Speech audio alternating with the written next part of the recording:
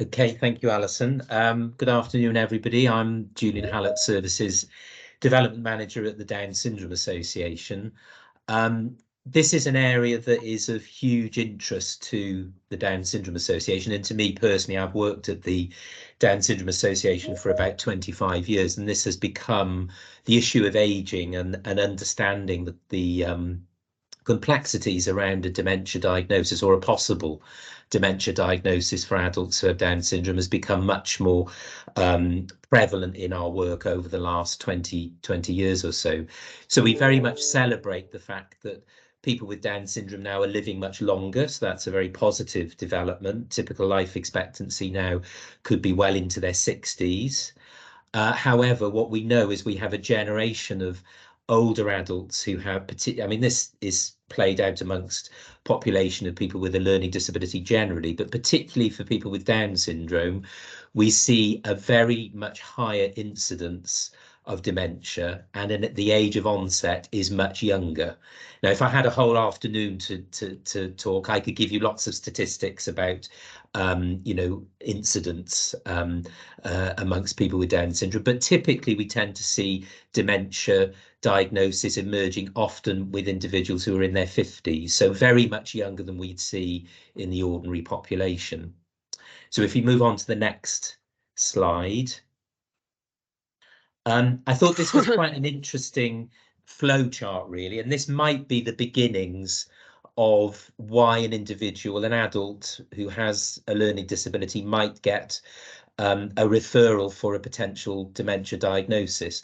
What we know is that for so many adults with a learning disability, they fought really hard to develop their independence. So something in terms of independent living skills, being able to, undertake food preparation independently, maybe a skill that an individual has learnt over many years.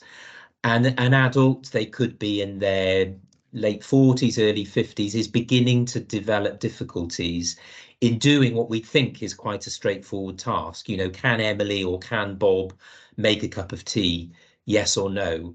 But actually, if we think about that in a little bit more detail, what we're realizing is actually, could that individual do probably about 15 or 20 different steps in a task? To make a cup of tea, you need to boil the kettle, find the fridge, get the cups, wait for the kettle to boil.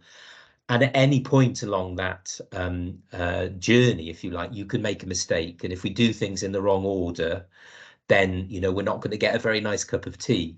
So this basically is a sort of pictorial representation of what we would think of as the executive function, the part of the brain that puts tasks into the right order. And very often this could be an early indication of dementia. And quite often we see that it could be an individual day service personnel. People that support an individual in a daytime activity are often the first group of individuals to notice a change in an individual. Somebody might cope doing this pretty well at home in a very familiar environment, but if they're in an environment like a day centre or a work placement or a volunteering opportunity, this might be where particular early indications may come to mind. So if we move on to the next slide, and I think there's a few boxes of text and one more, that's it.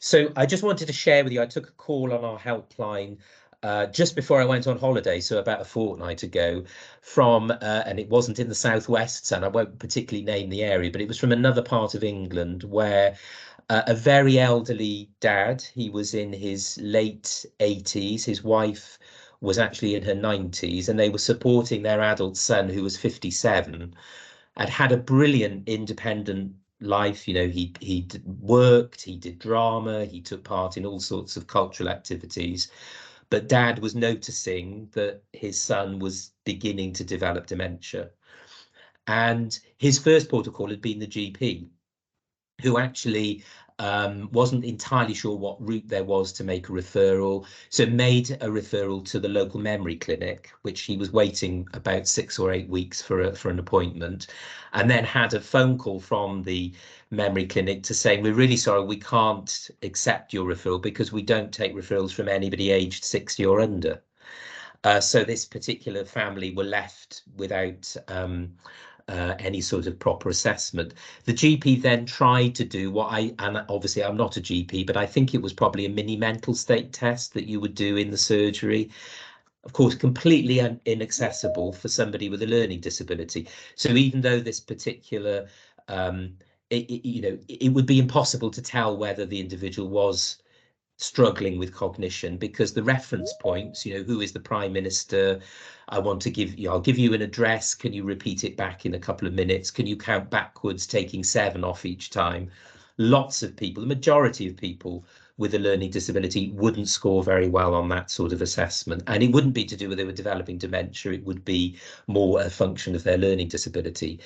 So the good news is there are accessible, very well developed, I mean, the CAMDEX, which was developed by Professor Tony Holland and his team at Cambridge, is a very well-known one.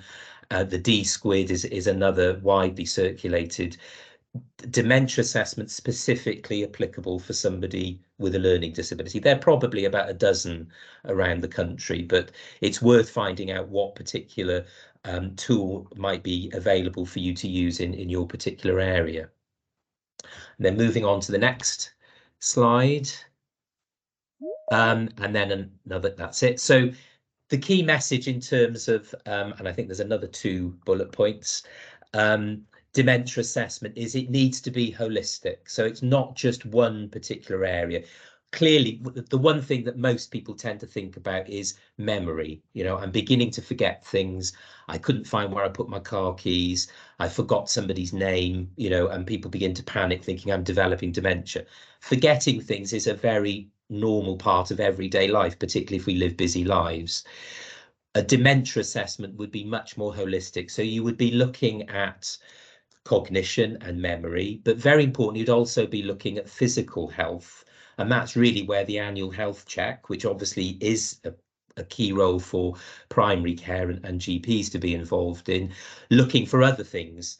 Could it be a thyroid disorder? Could it be that the individual is anemic or has recurrent urinary infections, which is making the individual confused and disorientated? So you'd be vision and hearing very easily. The individual isn't becoming forgetful. It's actually they don't hear what people are saying because they need hearing aids, or their glasses no longer are suitable, and so they don't see something and they trip, and it's not an indicator particularly of dementia.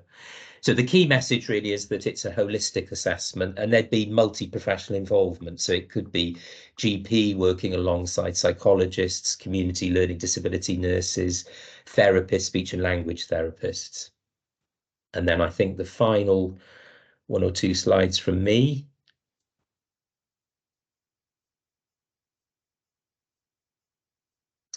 So some good practice, and this is good practice rather than mandated practice by the British Psychology Society, suggests that every area sets up a register of all of their service users who have Down syndrome by the age of 30 and carries out a baseline assessment. Because if you did a dementia assessment today, it wouldn't tell you whether somebody is developing dementia. It would just give you a snapshot of their functioning at that particular point in time. You would need to then go back and repeat that. If you have a baseline on file, you can at the very least go back and refer to that if a concern develops.